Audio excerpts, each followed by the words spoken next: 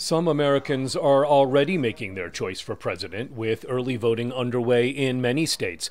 But there remain voters who say they are undecided between Donald Trump and Kamala Harris. I just want to see, I want to understand who they are. They haven't really been involved much, and they're new to the entire political climate and both sides.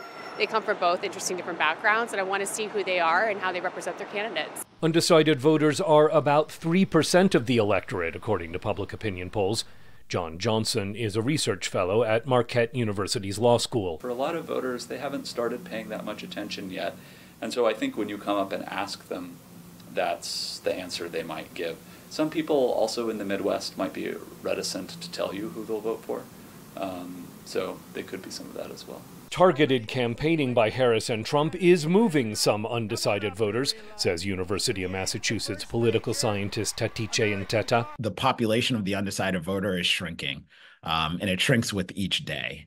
Most people are going to make up their minds before Election Day, and what's really going to matter is going to be the on-the-ground mobilization of the Democratic Party and the Republican Party, and in what is likely going to be an extremely close election. Trump and Harris have different challenges in convincing undecided voters, says Brookings Institution senior fellow Darrell West. He needs to reassure Americans that, one, he respects the rule of law, that he's not going to be crazy and chaotic if he becomes a president.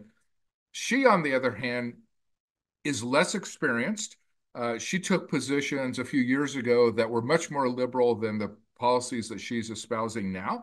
So she has to reassure voters that it's the Kamala Harris of today that they're going to get as president. Trump, as the better known of the candidates, has both advantages and disadvantages when it comes to undecided voters, says Johnson. Donald Trump is a candidate running for the third time for president, so most people have strong opinions about him already.